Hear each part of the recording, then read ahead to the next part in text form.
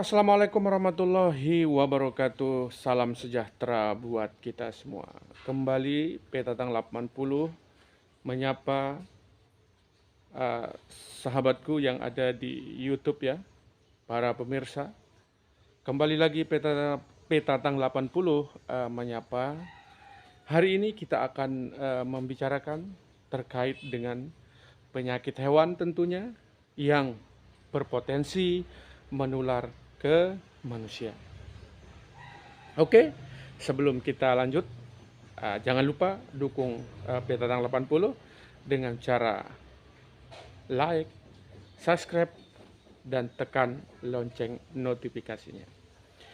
Oke, mungkin bapak-bapak, ibu-ibu ya, para pemirsa YouTube Petatang 80, mungkin pernah mendengar satu kata yang ada sebagian mungkin tidak asing lagi, atau ada sebagian orang yang asing. Mungkin di sini kita akan menambahkan, melengkapi, mudah-mudahan bisa melengkapi terkait dengan penyakit tersebut. Ya mungkin pernah mendengar istilah tukso atau toksoplasma atau toksoplasmosis. Itu sebuah penyakit ya yang ada pada hewan, dan apakah dia bisa menular ke manusia? Nah, ini yang akan kita bahas pada hari ini ya. Jadi bapak-bapak, ibu-ibu ya, kalau kita berbicara tentang tokso yang ada pada hewan atau ada pada ternak, tentunya ada ya. Jadi tokso pada hewan, baik itu hewan kesayangan maupun hewan ternak, itu terjadi pada kucing. Terjadi pada hewan kesayangan lainnya yaitu anjing, kelinci, atau hewan ternak seperti babi dan ternak mamalia lainnya. Dan sebagian besar masyarakat kita yang paling banyak menjadi hewan kesayangan mereka adalah kucing.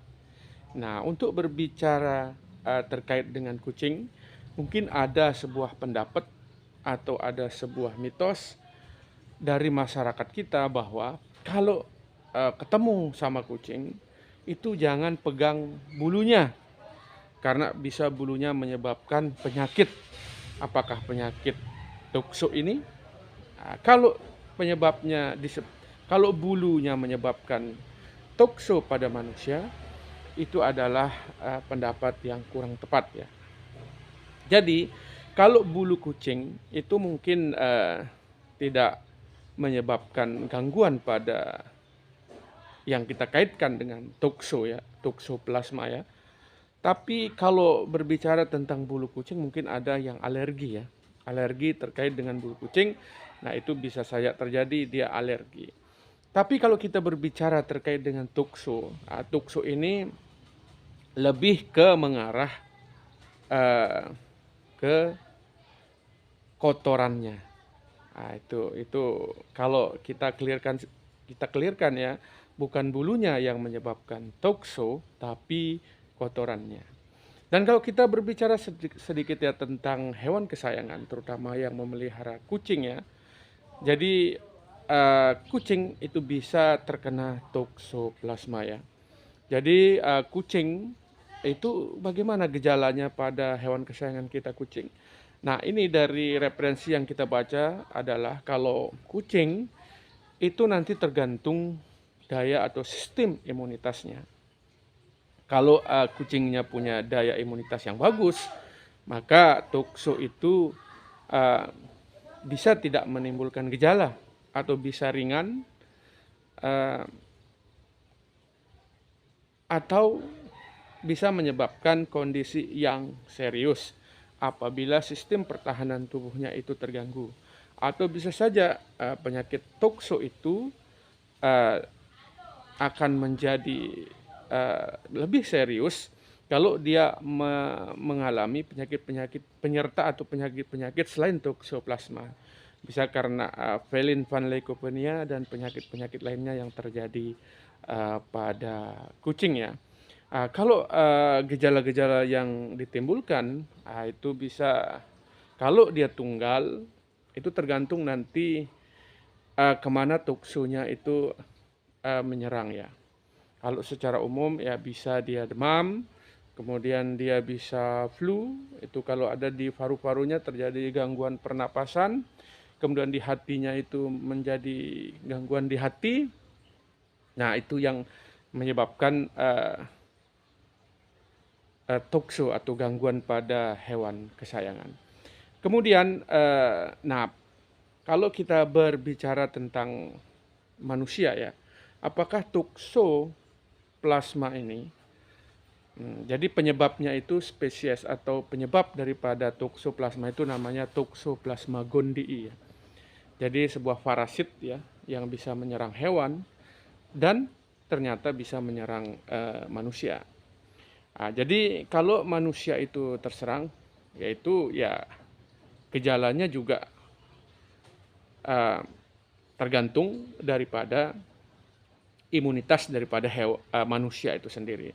Jadi kalau manusianya memiliki sistem imunitas yang bagus, daya tahan tubuh yang bagus, itu kadang tidak ada gejalanya ya.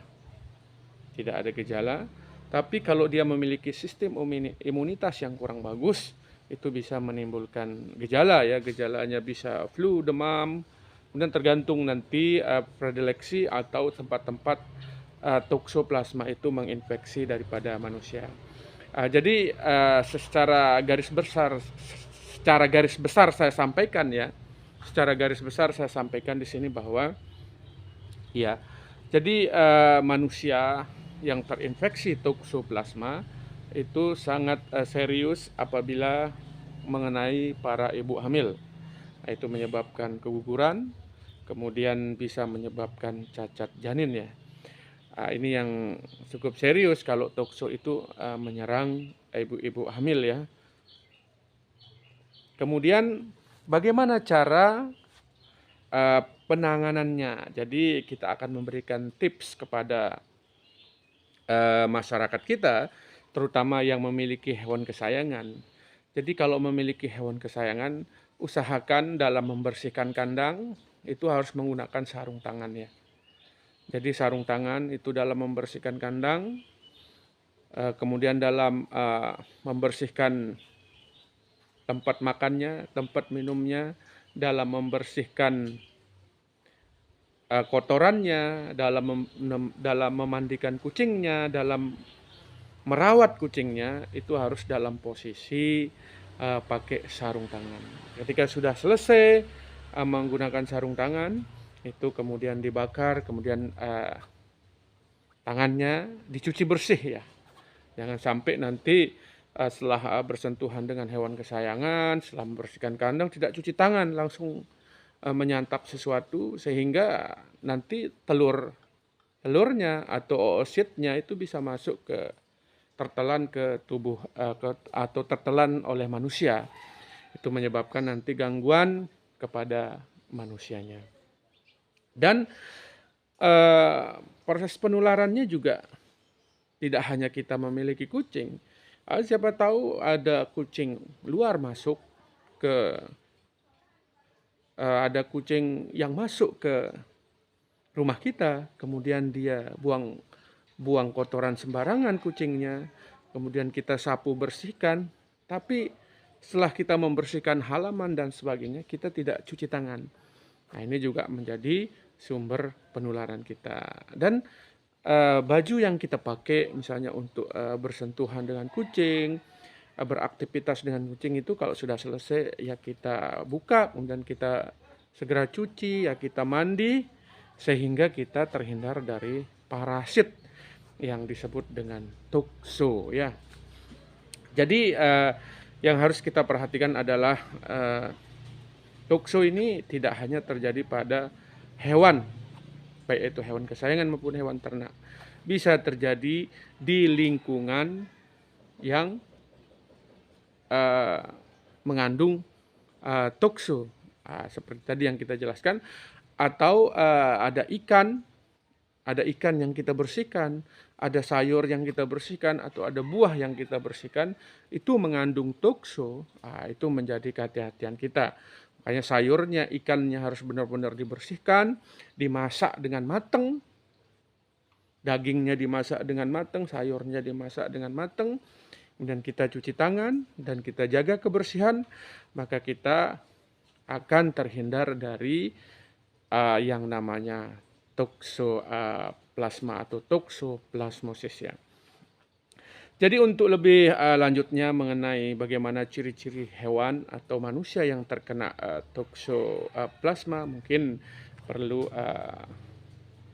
langsung datang ke Mbah Google ya untuk melihat lebih jauh. Cuma pada kesempatan yang berbahagia ini, saya ingin menyampaikan satu penyakit yang bisa menyebabkan ya penularan yang bersifat zoonosis, satu penyakit dari hewan ke manusia yang bisa menyebabkan penularan dan menyebabkan gangguan serius pada manusia kalau manusianya itu memiliki situasi-situasi, memiliki ketahanan tubuh yang kurang bagus, atau kondisi-kondisi dalam kondisi-kondisi tubuh manusia, bisa dalam kondisi hamil, itu rentan terkait dengan toksoplasma. Untuk itu kami sarankan kepada para pecinta hewan kesayangan ya, segera memeriksakan ternak hewan kesayangannya kepada dokter hewan untuk melihat terkait dengan toksoplasmosis ya. Begitu juga dengan manusia, terutama ibu-ibu hamil, untuk segera memeriksakan kesehatannya terkait dengan penyakit toksoplasmosis. Jadi mungkin itu yang bisa saya sampaikan ya terkait dengan penyakit yang bersumber dari hewan yang menyebabkan penularannya ke manusia atau yang bersifat zoonosis. Mungkin itu yang bisa saya sampaikan. Kurang lebih saya mohon maaf. Wabillahi taufiq wal hidayah. Assalamualaikum warahmatullahi wabarakatuh.